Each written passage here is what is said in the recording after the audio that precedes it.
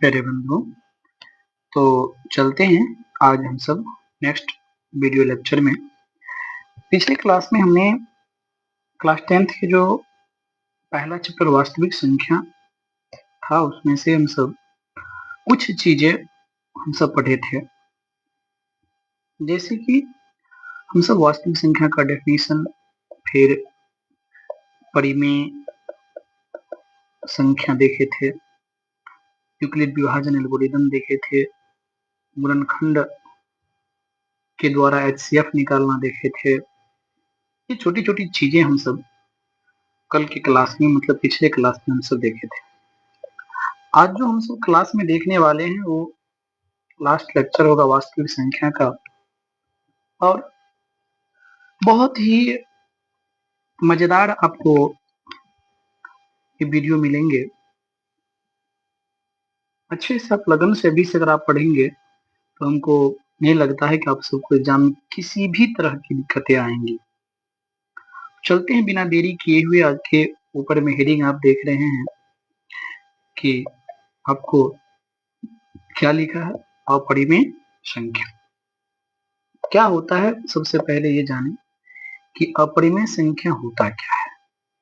तो हम पिछले लेक्चर में पढ़े थे कि जिस संख्या को p बटे q के रूप में, इसके रूप में नहीं लिख सकते हैं, यानी कि अगर हम बात करें तो हम एक है कि जिस संख्या को हम सब किसके रूप में p बटे q के रूप में नहीं लिख सकते हैं, नहीं लिख सकते हैं, उसे क्या कहते हैं? उसे कहते हैं हम सब अपरिमेय संख्या। लेकिन बात ये आती है कि सर हम कैसे समझेंगे, किसको लिख पाएंगे, किसको नहीं लिख पाएंगे, क्या इसकी पहचान है? पहचानने के लिए आप एक चीज, आप इसकी डेफिनेशन को आप अलग तरीके से देख सकते हैं। वो तरीका ये है कि कहेंगे कि यदि, ध्यान से समझिएगा, यदि ए एक अपूर्ण वर्ग, ध्यान से समझिएगा, अपूर्ण वर्ग संख्या है। क्या लिखें? यदि ए एक क्या है? अपूर्ण वर्ग संख्या है। ठीक है, अपूर्ण वर्ग का मतलब होता है ए का वर्गमूल पूरा पूरा नहीं निकलेगा। तो रूट ए, आप जानते हैं इसको, रूट हम सब बोलते हैं। तो रूट ए क्या कहलाता है? अपरिमेय संख्या, अपरिमेय संख्या कहलाता है। अब इस लाइन को बहुत मस्ट है, इसको आप याद रखेंगे कि यदि ए एक अपूर्ण वर्ग संख्या हो तो रूट ए एक क्या होगा? अपरिमेय संख्या। एग्जाम्पल के तौर पर अगर बात करें हम सब, तो जैसे 5 का वर्गमूल पूरा पूरा निकलता है? नहीं निकलता है। तो रूट 5 क्या होगा? अपरिमेय संख्या। आप 11 की बात करेंगे, 11 पूर्ण वर्ग है? नहीं है, तो रूट 11 क्या हो जाएगा? अपरिमेय संख्या। 3 है, पूर्ण वर्ग है? नहीं है, तो रूट 3 क्या हो जाएगा? अपरिमेय संख्या। मतलब जो संख्याएं, अगर कोई भी संख्या वो अपूर्ण वर्ग है तो उसका जब हम सब क्या निकालेंगे, रूट लगा देंगे उस पर, तो क्या हो जाएगा? अपरिमेय कहलाता है। क्या कहलाता है? अपरिमेय। अब सवाल छोटी है, बट कुछ समझने की चीजें और आपको जरूरी पड़ेंगे। एग्जाम यहाँ से वो ऑब्जेक्टिव रहेगा ही रहेगा, इसीलिए ध्यान से सुनिए। अब कुछ टिप्स की बातें जो अगर मैं आपको बताऊं तो याद रखिएगा, जब दो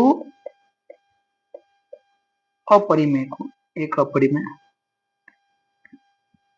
और एक परिमेय, ध्यान से समझिए, एक अपरिमेय को दूसरा परिमेय से चाहे जोड़ेंगे, घटाएंगे, गुणा करेंगे या भागा करेंगे। ध्यान रखना, एक अपरिमेय एक परिमेय हो सकता है, यह जो परिमेय है वो पहले लिखा हो, परिमेय बाद में लिखा हो, लेकिन अगर इसके बीच में साइन प्लस का हो, माइनस का हो, गुना का हो, भागा का हो, कोई भी क्रिया होगी तो रिजल्ट क्या होगा? रिजल्ट आपको अपरिमेय होगा। एग्जाम्पल के तौर पर 2 क्या है? परिमेय संख्या, लेकिन यहाँ पर प्लस √3 क्या हो गया? अपरिमेय संख्या। तो ये पूरे क्या होगा? ये पूरे रिजल्ट जो देगा वो हमको देगा क्या? अपरिमेय संख्या। क्या देगा? दूसरी बात, अगर मान लीजिए हमको यहाँ पर 3 लिखा है और हम इसको गुना करते हैं 2 से, 2 से गुना किया। अब बताओ यह अपरिमेय, यह परिमेय, दोनों का गुना करेंगे तो रिजल्ट आएगा 2√3। यह कौन सी संख्या होगी? अपरिमेय संख्या। ये अपरिमेय, ये परिमेय, दोनों का गुणनफल क्या होगा? अपरिमेय। कभी कभी आपको √3 हुआ और -5, ये क्या होगा? तो यह अपरिमेय, ये परिमेय, ये दोनों अगर ये अपरिमेय है, ये परिमेय है, तो अंतर हुआ। अंतर क्या होगा? अंतर भी क्या होगा आपको? अपरिमेय संख्या। अगर आपकी भागा की बात करेंगे तो कोई आपको √3/5 लिख दिए, भागा ही तो है। ये कौन सी संख्या होगी?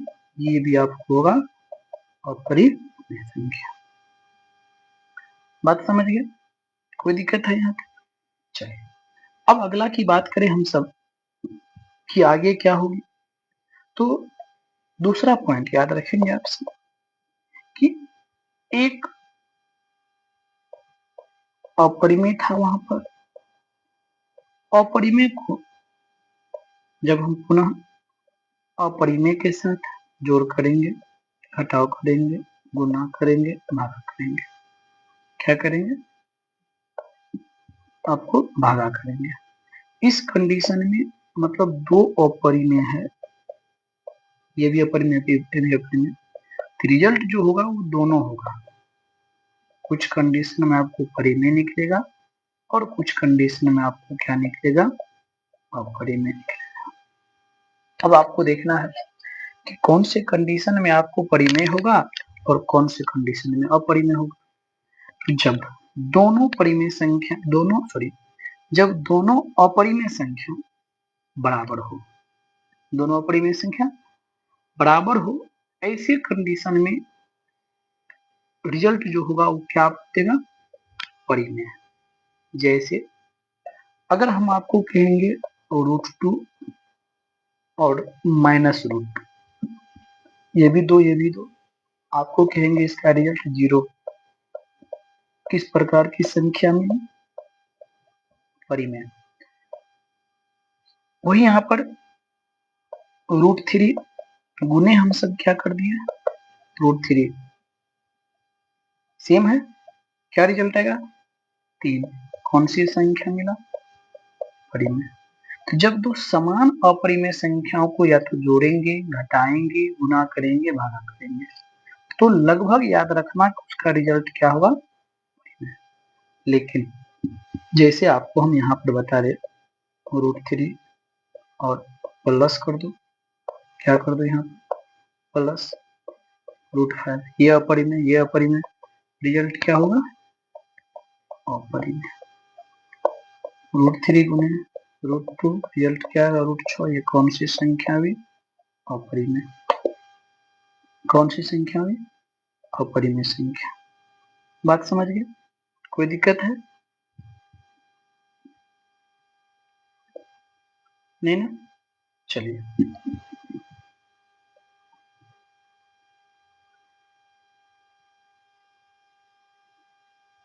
चलिए ध्यान दीजिएगा, कोई दिक्कत यहाँ पर नहीं है। चलिए वैसे ये अगला स्लाइड के लिए है।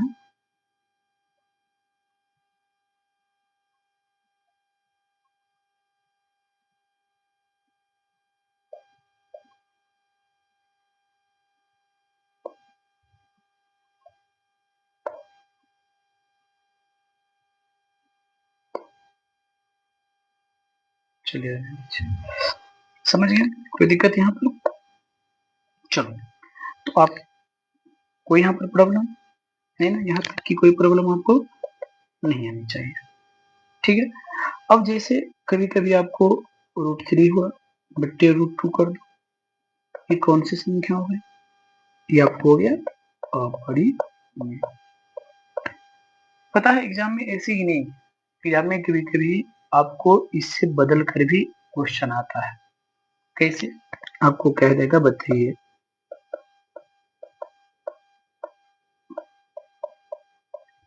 ये कौन सी संख्या है, परिमेय है या अपरिमेय। ऑब्जेक्टिव में आपको देगा, क्या करोगे ऐसे कंडीशन में। ऐसे कंडीशन आपको करना क्या है, तो इसको पहले सॉल्व करेंगे। सॉल्व करेंगे तो छोटी सी अगर माइंड लगाओगे, क्लास 9th 10th में अगर पढ़े होंगे तो यह ए, यह बी, यह ए और ये बी, ए माइनस बी इंटू ए प्लस बी, ये आपको आएगा ए स्क्वायर माइनस में बी स्क्वायर, 2 दूना 4 माइनस 3 का स्क्वायर 3 बराबर 1। ये कौन सी संख्या हुआ, परिमेय। इसका मतलब अगर इसका रिजल्ट परिमेय है तो ये भी संख्या क्या होगा, परिमेय होगा। दूसरी बात, कभी कभी जो आपको क्वेश्चन आता है वो कैसे आता है समझिएगा। आपको बोलेगा कि बताइए 8 √8 दिए,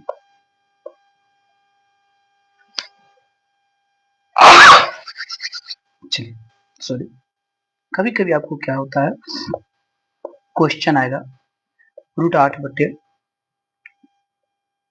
√2, कहेगा ये कौन सी संख्या। आप कहेंगे कि सर आप तो यहाँ पर बताए थे कि लगभग यदि संख्या दोनों अपरिमेय संख्या बराबर हो तो परिमेय होगा। यहाँ पर आप आंख मूंद के कहेंगे सर ये भी अलग है, ये भी अलग है, ये तो अपरिमेय होगा, क्योंकि ये भी पूर्णांक नहीं, ये भी पूर्णांक नहीं है। लेकिन आप याद करो, थोड़ी सी सबसे पहले इसको सॉल्व करना है, फाइनल रिजल्ट हमको बताएगा कि अपरिमेय होगा कि अपरिमेय। फाइनल रिजल्ट हमको क्या बता रहा है, ठीक है, क्या बता रहा है ये, इसको काट दो, तो 2 चौके 8, √4, रूट में अगर रूट से भगा देंगे, सीख लो, शॉर्टकट में आपको काम देगा। तरीका गलत है बट आप काम देंगे आपको एग्जाम के लिए। रूट वाले को रूट वाले से काटेंगे ना तो आंसर भी रूट में ही आएगा। तो 8 को अगर 2 से भाग देंगे तो 4 दूना 8 हुआ, रूट में आएगा। अब बताइए आप √4 का वैल्यू क्या होता है, ये कौन सी संख्या हुई, ये हुई आपको परिमेय। तो इसका ये जो कंप्लीट पहले वाली संख्या थी, कौन सी संख्या निकल गई आपको, परिमेय संख्या। बात समझ। ऐसे ही कभी कभी और कई तरह के क्वेश्चन आपके सामने आएंगे, बहुत टाइप के क्वेश्चन आएंगे जहां पर आप भटकेंगे, जहां पर आपको दिक्कतें आएगी। सबसे पहले ध्यान रखना है कि हम उसको सॉर्ट आउट करें, सॉल्व करें। सॉल्व करने के बाद देखेंगे फाइनल रिजल्ट, जहां से वो हल होना और छोटा होना बंद हो जाएंगे, वहां से हम बात करेंगे कि यह कौन सी संख्या होगी, परिमेय या अपरिमेय। कोई दिक्कत नहीं आता मेरे ख्याल से। तो ये था कुछ आपको परिमेय और अपरिमेय संख्या को पहचानने का कुछ रूल्स। अब यहाँ से क्वेश्चन जो आपके एग्जाम में जो ऑब्जेक्टिव क्वेश्चन यहीं तक आपको एंड हो जाता है, यहाँ तक में आपको ऑब्जेक्टिव क्वेश्चन आ जाएगा, ठीक है। अब जो आती है आपको सब्जेक्टिव क्वेश्चन, उसमें 2 तरह की क्वेश्चन आती है। पहला क्वेश्चन क्या आता है, मस्ट है, आएगा ही आएगा, ऐसा बात नहीं, वो क्या है। तो पहला टाइप का क्वेश्चन आप ध्यान में रखिएगा, वो है आपका कि सिद्ध करें कि √2 एक अपरिमेय संख्या है। देखो मैं एक बात बता दूं आपको, यहाँ जो आप √2 देख रहे हैं, इसके बदले √5 हो, √3 हो, √7 हो, √11 हो, मतलब सिंगल सिंगल वाले कोई भी होगा, सबके लिए एक ही रूल होगा जो मैं अभी आपको बताने वाला हूँ। दूसरा रूल नहीं है। 2 मेथड बताऊंगा, आपको जो मेथड पसंद आए, जो मेथड आप अच्छा लगे आपको, वो मेथड बनाना, ठीक है। पहला अगर हम सब हल में जाएंगे तो आप क्या लिखिएगा, देखिए इसको कहा जाता है, जो मेथड हम सब सीखने वाले हैं सिद्ध करने का, उस मेथड को कहा जाता है विरोधाभास विधि। क्या कहा जाता है, विरोधाभास मेथड। Opposition method. मतलब जैसे एक छोटी सी बात समझो कि अगर मान लीजिए कि दो आदमी है, एक चोर है एक सही व्यक्ति है। अगर उस व्यक्ति किसी व्यक्ति को हमको चोर सिद्ध करना है कि ये चोर है, कैसे सिद्ध करेंगे? तो उसको हम बता देंगे कि आज तक दो तरीका से, तो डायरेक्ट आप चोरी पकड़ लीजिए उसको चोरी करते हुए, चोर हो गया। दूसरी बात, उसको दूसरा तरीका इससे भी सिद्ध किया जाता है कि आज तक इसको कभी भी हम सही काम करते हुए नहीं देखे, चोर के साथ घूमते हुए देखे, इससे सिद्ध होता है कि ये चोर है। अच्छे आदमी के साथ कभी नहीं देखे, वो फिर भी समझेंगे कि चोर है कि नहीं? तो मतलब विरोध हुआ ना, सही का विरोध, सही का विरोध हुआ मतलब सही उल्टा अपोजिशन सही हो गया तो उसका अपोजिट वो होगा। तो वही इसको कहा जाता है विरोधाभास मेथड। क्या है? चलिए हम सब जानते हैं। तो अगर इसको हमको अपरिमेय कहता है सिद्ध करने के लिए तो उल्टा मान लीजिए। उल्टा क्या मान लेंगे? मान लेंगे कि यह क्या है? परिमेय है। कैसे मानेंगे? देखिए ये लाइन आप याद रखिए, यदि संभव हो तो माना कि √2, जो भी होगा यहाँ पर वो लिख देंगे। एक क्या है? परिमेय संख्या है।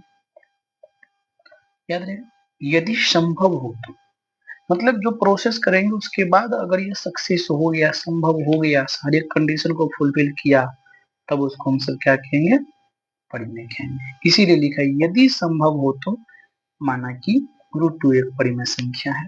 अगर ये मान लिए तो परिमेय संख्या के हर एक कंडीशन को फुलफिल करेगा, इसीलिए √2 बराबर हम लिख सकते हैं P/Q। कोई दिक्कत नहीं होना चाहिए। जहां P तथा Q दोनों पूर्णांक है एवं दोनों में कोई उभयनिष्ठ गुणनखंड नहीं है। याद रखेंगे यही लाइन सबसे जरूरी चीज है कि हम बताए थे ना कि परिमेय संख्या वही होगा जो P/Q के रूप में लिखा हो मानक रूप में, और इसमें कॉमन कुछ नहीं होना चाहिए। तो वही बात लिखे P और Q पूर्णांक हो, साथ में दोनों में कोई उभयनिष्ठ गुणनखंड नहीं होना चाहिए। अगर ऐसा है तो हम क्या करते हैं, दोनों तरफ वर्ग करते हैं। वर्ग करने पर वर्ग करेंगे तो आपको पता है ये क्या बन जाएगा? P² / Q²। ये क्या बनेगा? 2 बराबर P² / Q²। अब गौर से अगर इसको आप देखोगे तो क्रॉस गुना करो इसको तो क्या आ जाता है? P² बराबर में 2Q²। यहाँ से क्या निष्कर्ष निकलता है? निकलता है, देखेंगे यहाँ P² 2 का क्या है? गुणज। आपको जो पहला परिमेय हम पढ़ाए हैं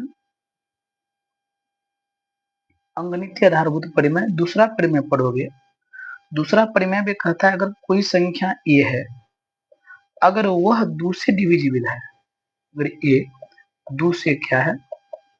विभाजित है तो A² भी, या ऐसा उल्टा भी होगा कि अगर A² 2 से विभाजित होगा, a भी क्या होगा? 2 से विभाजित होगा। ये सेकंड परिमेय है। वही चीज से यहां से आप देखिए, मैं ये कह रहा हूं कि अगर P² 2 से विभाजित है मतलब 2 का गुणज है, इसीलिए P भी 2 का गुणज होगा। आप उल्टा भी लिख सकते हैं, P² का गुणनखंड 2 है, इसलिए P का भी गुणनखंड 2 होगा। यहाँ तक तो कोई दिक्कत नहीं है। अब आपकी बताइए, अगर गुणनखंड है तो आप ऐसा तो लिख सकते हैं ना, इसीलिए p बराबर 2m माना, कोई भी गुणांक होगा स्क्वायर हटा करके, जहां m एक क्या है, पूर्णांक होगा ना, p को ऐसे तो लिख सकते हैं, कुछ भी गुणांक होगा उसका। ठीक, अब हम लिख सकते हैं क्या इसको, अब अब दोनों तरफ वर्ग करो, दोनों तरफ वर्ग करने पर क्या आता है, पी स्क्वायर बराबर 2m², पी स्क्वायर बराबर 4m²।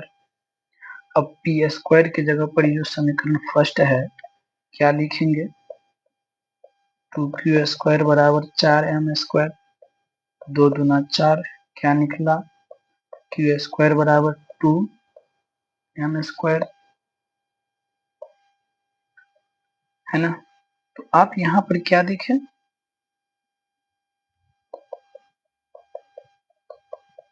क्या दिख रहा है, q² बराबर 2m², क्या लिखेंगे हम सब, यहाँ भी q² 2 का क्या है, गुणज है, इसीलिए बताइए q भी 2 का गुणज होगा। अब बताइए इस रिजल्ट से और इस रिजल्ट से दोनों में क्या आपको दिख रहा है, दिख रहा है उपरयुक्त निष्कर्ष से स्पष्ट होता है कि P तथा Q दोनों 2 का गुणज है, अर्थात क्या हुआ, 2 P तथा Q दोनों में क्या है, उभयनिष्ठ गुणनखंड है। ये क्या कह रहा है, यहाँ पर ये कह रहा है कि 2p तथा q दोनों में उभयनिष्ठ गुणनखंड है, लेकिन आप यहाँ जो आप माने हैं, यहाँ पर देखिए दोनों में कोई उभयनिष्ठ गुणनखंड नहीं है, तो जो हम माने हैं वो क्या है, गलत है ना। अतः अतः हमारी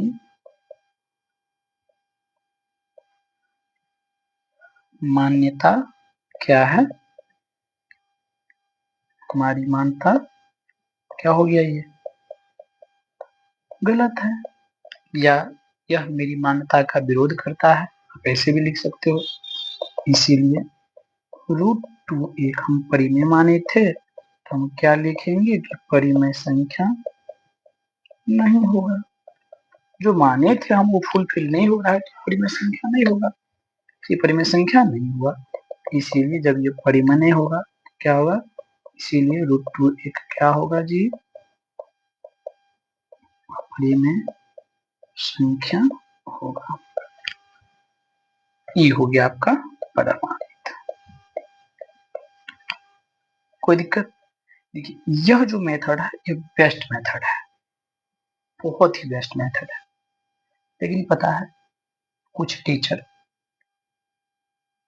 कैसे बनाते हैं, ये पहला मेथड, दूसरा मेथड देखिए, दूसरा मेथड यही कहता है, वही चीज लिखेंगे, यदि संभव हो तो, मैं इसको √5 कर लेता हूँ, चलो यही रहेगा, संभव हो तो √2 एक क्या है, परिमेय संख्या है, इसीलिए √2 बराबर p/q, जहां p तथा q क्या है, अभाज्य संख्या। शॉर्टकट में कोई बात यहाँ पर लिख सकते हो। अब क्या किया जाए, यहाँ पर दोनों तरफ वर्क करने पर, दोनों तरफ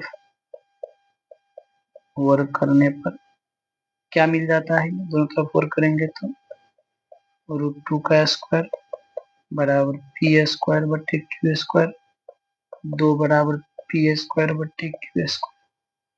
अब गौर से देखिए कि यह पी बटे क्यू के रूप में है, तो ये क्या हो गया, ये आपको हो गया परिमेय, और ये क्या हो गया आपका या परिमेय। अब ऐसे इसको लिखा जाता है, आप इसको लिख सकते हैं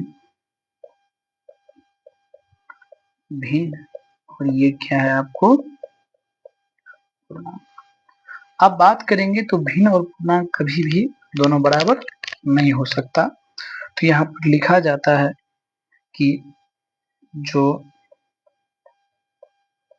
संभव नहीं है, अतः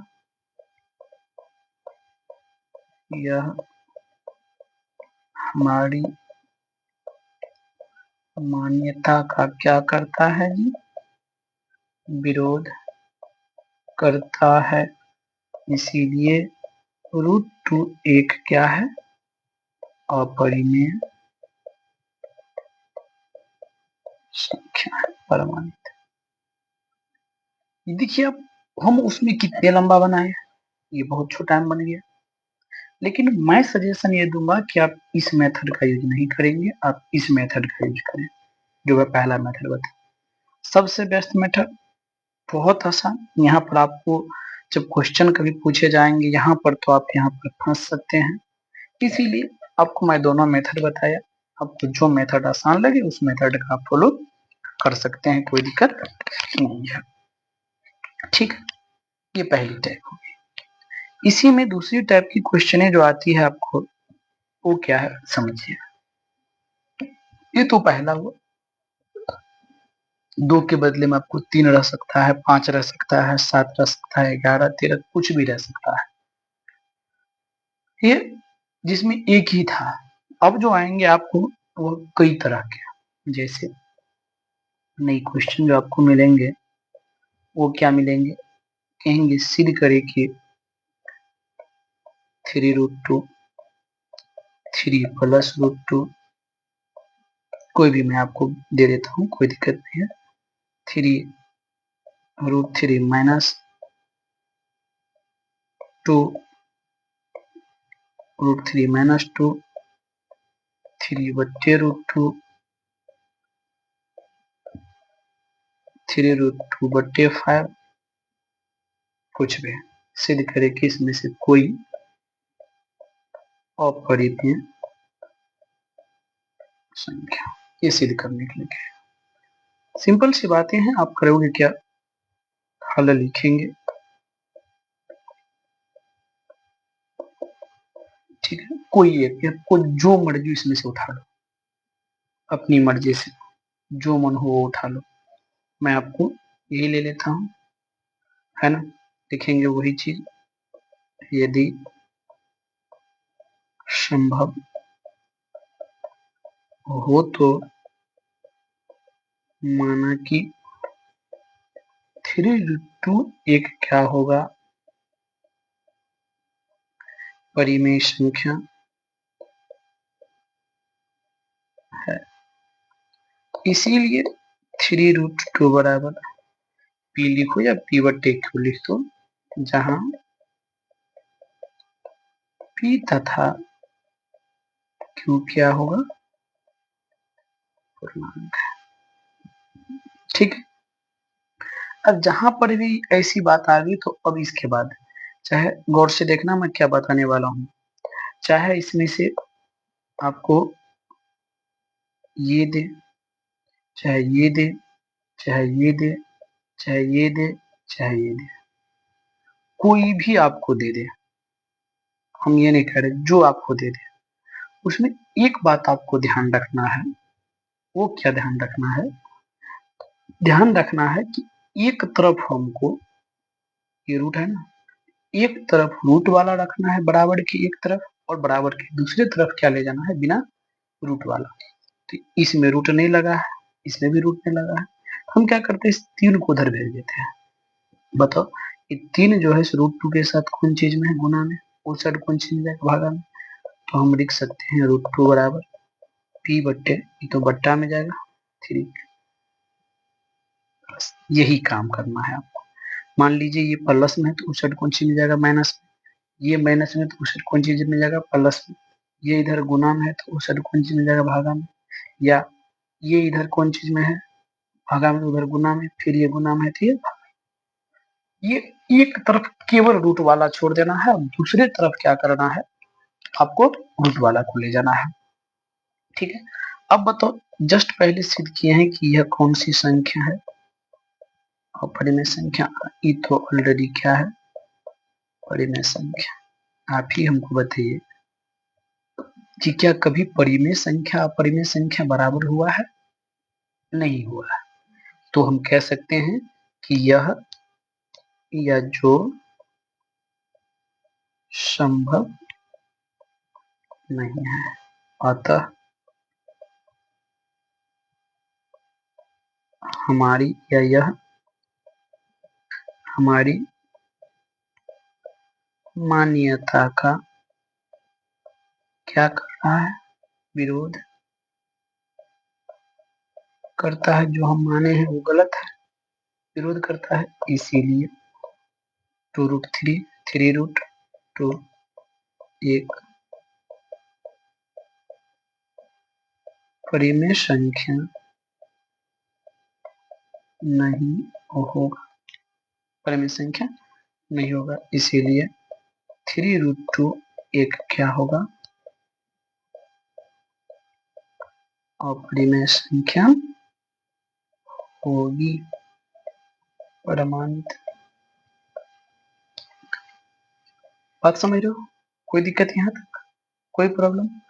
अब क्वेश्चन आएगा कभी कभी आपके मन में कि सर अगर, बता दिए, और ये बताइए सर हो सकता है कि कभी अगर ऐसा दे दे हमको तब क्या हम करें, या अगर सर हमको कभी √5 दे तब क्या करेंगे हम। कभी कभी आपको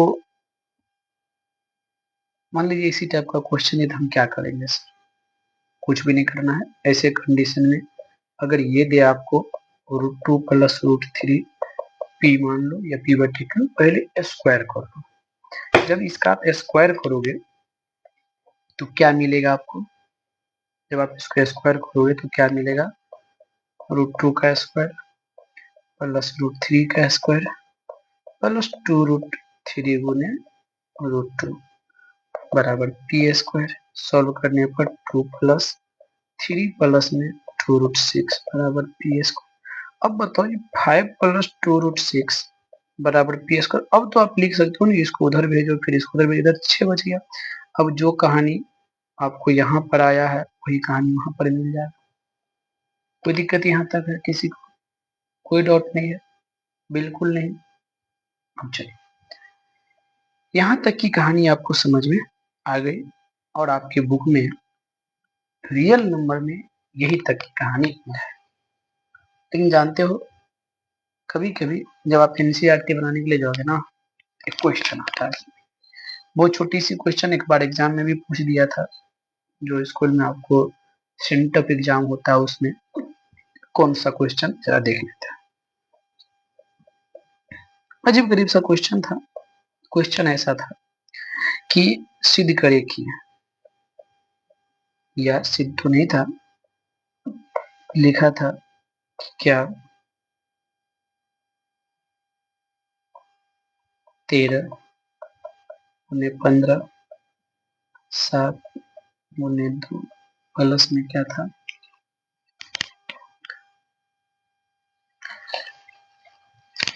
प्लस में था आपको मान लीजिए 15, एक भाज्य संख्या है। ये आपको पूछ रहा है कि क्या इतना एक भाज्य संख्या है, ये पूछ रहा है। आप क्या करेंगे, सबसे पहला जो आपका काम होगा, जब हल करने के लिए आप आएंगे, है ना, अब आप क्या करेंगे, हल करने के लिए जाओगे तो पहले जो लिखा है उसको लिख दें। देखिए जरूरी नहीं है डाटा सेम आएगा, कुछ भी आ सकता है। प्लस में 15 लिखा था। अब करोगे क्या, हमको भाज्य दिखाना है, तो आपको बताए थे कि भाज्य दिखाने के लिए आपको 3 गुणनखंड से बनाना है।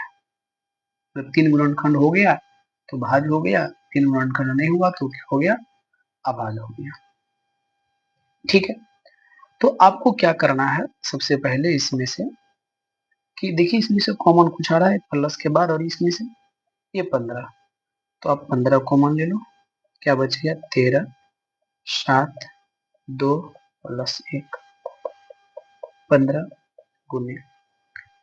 सबसे पहले इसको सॉल्व करो, 7 दूना 14 हुआ, 13 को 14 को गुना करो पहले, कितना आ रहा है, ये आ रहा है 13 चौके 52, 13 1 13, 2 5 3 8 1, कितना हो गया 182 प्लस में 1, ये आपको आ रहा है 15 गुने में 183। अगर आप इसको देखोगे तो यहीं पर आपका रिजल्ट आ गया कि सर इस जो संख्या मेन था उसमें देखो 15 भी है, ये भी है, और इसको टुकड़ा करना चाहोगे तो सर ये 3 भी है, 5 भी है इसमें, और देखिए सर ये भी 4 से मतलब 3 से कट जा रहा है, 8 9 3 12 कट रहा है, मतलब कितना हुआ 36 18, और 3 एकम 3, तो सर देखिए ये इतने भागों में विभाजित हो रहा है, इसमें कितने गुणनखंड हो गया इसके, ऐसे लिखेंगे चूंकि इसका दोष है, क्या लिखेंगे, क्योंकि इसका 2 से अधिक क्या है, गुणनखंड है, इसीलिए यह कौन सी संख्या होगी, भाज्य संख्या होगी। कौन सी संख्या होगी, भाज्य संख्या। बात समझ रहे हो, कोई दिक्कत यहाँ तक, बिल्कुल नहीं। अब ये भी क्वेश्चन हो गया। पता है एक क्वेश्चन आपके एग्जाम में और आता है, वो क्या है कि जब आप भारतीय वन पढ़ोगे, एसएफ पढ़ोगे, अदर बुक पढ़ोगे, तो एक क्वेश्चन उसमें आता है। कैसी क्वेश्चन, समझ लो। क्वेश्चन आएगी कि यदि 3 घंटियां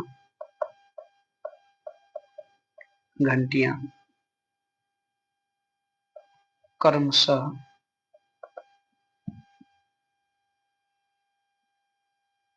18 घंटे,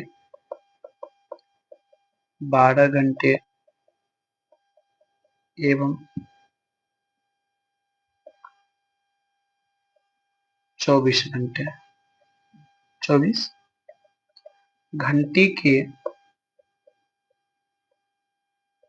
अंतराल पर बजती है। यदि घड़ी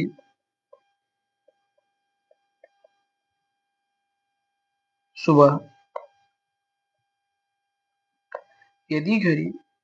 सुबह 8 बजे एक साथ बजी तो पुनः कितने बजे एक साथ बजेगी। देखिए इस टाइप के और क्वेश्चन आता है, कभी हम घंटी के लिए लिए हैं, कभी कभी आपको बर्तन के लिए आ जाएगा कि 3 बर्तन है, एक की धारिता है 8 मीटर क्यूब, 18, किसी का 12, 24 है, इतने इतने अंतराल पर है। ठीक है, तो बताइए, या यहाँ पर देखिए घंटी हम थोड़ा ये कर देते हैं कि ये मिनट कर देते हैं। ठीक है, ये किया लिख देते हैं, यहाँ पर हम मिनट लिख देते हैं, घंटे भी आ सकता है, कोई दिक्कत नहीं है। 8 बजे कितने साथी बनी, फिर आपको हो सकता है 18 मिलीलीटर, 12 मिलीलीटर, 24 मिलीलीटर है। तो ये बताइए कि वह बड़ी से बड़ी बर्तन की धारिता ज्ञात करो जो इस सभी बर्तनों को बराबर बराबर नाप सके। मतलब एक बहुत बड़ा सा टैंक रखे जिसमें सबसे अगर दूध देंगे ना तो बराबर बराबर आ जाएगा। एक क्वेश्चन उल्टा भी आता है कि 3 अलग अलग टब है जिसमें एक में 18 लीटर, 12 लीटर, 24 लीटर दूध है, तो उस छोटे से छोटे बर्तन की अधिकतम धारिता, गौर से देखना, सुना क्या बोले मैंने, छोटे से छोटे बर्तन की अधिकतम धारिता ज्ञात करें जो इस तीनों बर्तनों को सही सही या पूरा पूरा माप सके। खैर चलो मैं वहां पर चलूंगा इसके जस्ट बाद, पहले इस क्वेश्चन को आप देख लीजिए। तो जब आपको ऐसे क्वेश्चन मिले ना, ठीक है, कभी कभी दूरी तय करने के लिए आपको दे देगा, ये तो आपको ये क्वेश्चन घंटी पर दिए, कभी दौड़ने के लिए दे देगा कि 3 धावक है, कोई 1 घंटे में इतना दूरी जाता है, कोई 1 घंटे में इतना दूरी जाता है, कोई 1 घंटे में इतना दूरी जाता है, उस पर भी दे सकते हैं। ऐसे कंडीशन में आपको जो भी डाटा दिया गया है सबका एलसीएम ले लेना, 18, 12, 24 का एलसीएम ले लेना। जब इसका एलसीएम लोगे 2 से 9 होगा, 6 होगा, 12 होगा, फिर 2 से आएंगे 9 होगा, 3 होगा, 6 होगा, 3 से आएंगे 3 होगा, 1 आएगा, 2 आएगा। एलसीएम लेंगे 2 के पावर 3 गुने 3 के पावर 2 आएगा, 3 है, मतलब 8 गुने 9, यानी कुल मिलाकर कितना हुआ 72 मिनट के बाद फिर ये लौटेंगे। लेकिन 72 मिनट हुआ, हमको कह रहा है 8 बजे बजी है, तो 72 मिनट को हम ऐसा लिख सकते हैं, 72 मिनट यानी कि 60 प्लस में 12 मिनट, 60 मिनट मतलब 1 घंटा प्लस में 12 मिनट, 60 मिनट मतलब 1 घंटा। तो हम लिख सकते हैं कि 8 तो बजे है ये था, उसमें हम कितना जोड़ेंगे 1 घंटा 12 मिनट, कितना होगा 8 1 9 बज करके 9 बजकर कितना मिनट 12 मिनट में पुनः घड़ी एक साथ बजेगी। बात समझ लो। अब इसी को हम सब नेक्स्ट क्वेश्चन पर अगर बात करेंगे, जो हम अगले क्वेश्चन सेम क्वेश्चन हम ले लेते हैं धारिता पर। क्या है क्वेश्चन, देखिए लिखेंगे कि क्वेश्चन है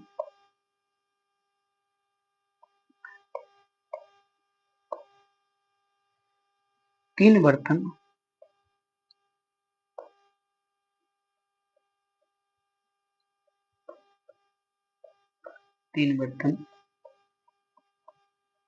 जिसकी धारिता कितनी है 18 लीटर, 12 लीटर तथा कितनी है 24 लीटर है। ठीक है, तो उस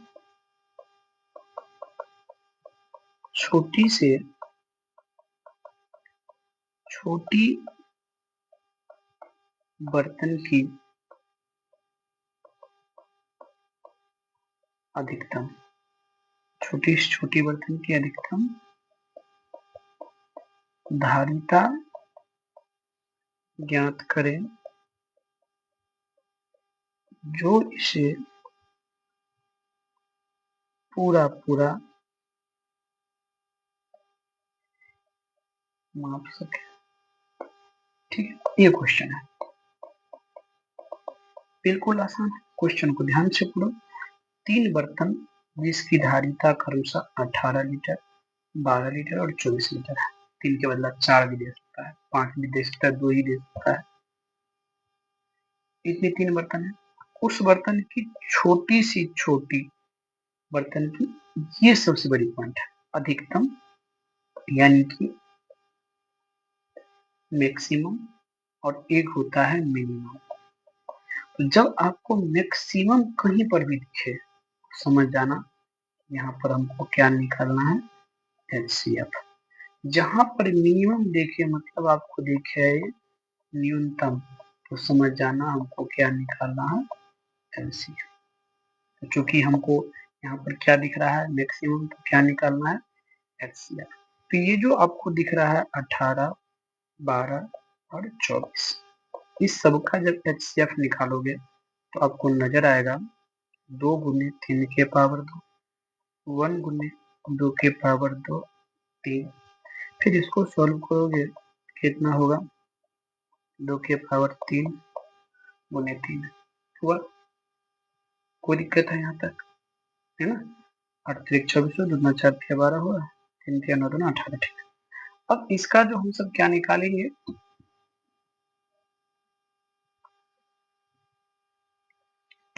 एचसीएफ क्या आएगा, कॉमन 1 है दोनों में, 2 भी कॉमन है, लेकिन 2 की लोवेस्ट पावर कितना है 1, तो 2, 3 का लोवेस्ट पावर कितना है 1, सब में है, तो इसका एचसीएफ हुआ 6।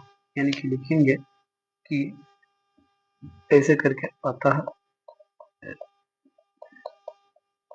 छोटी से छोटी बर्तन की कौन सी अधिकतम धारिता क्या होगा, धारिता आपको 6 लीटर होगा। ये आपका आंसर। बात समझ गए बच्चों।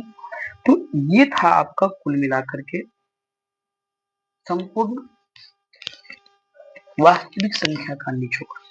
मेरे ख्याल से आप 2 4 5 10 साल तक का क्वेश्चन उल्टाओगे तो आपको इसके अलावा एक भी क्वेश्चन आपको बाहर नहीं मिलेगा।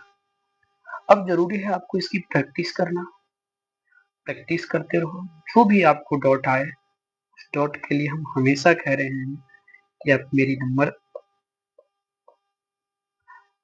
पर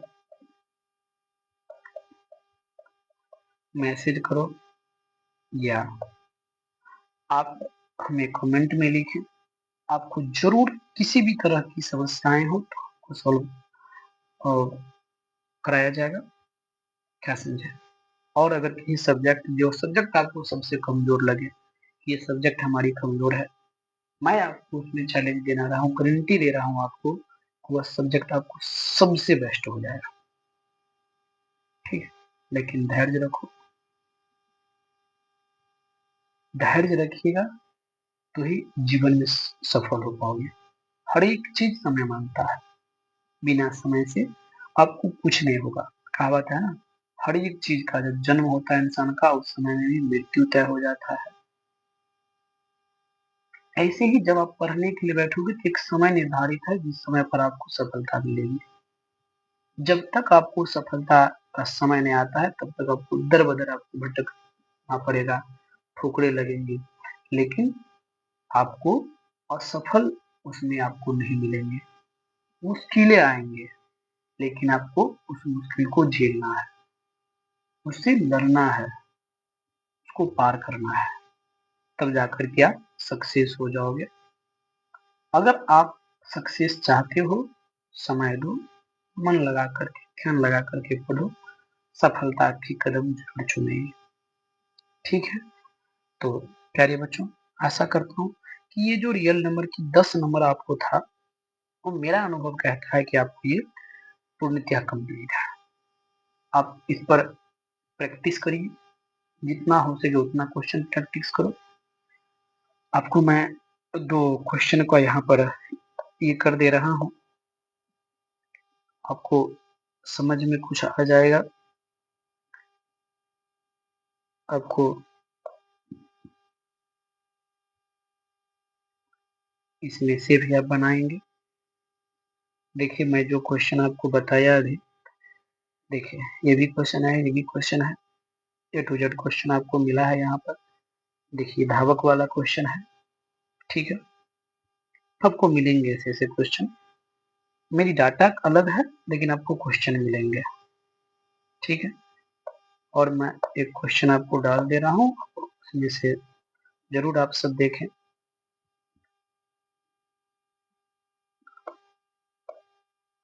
इसको आप सब बनाना,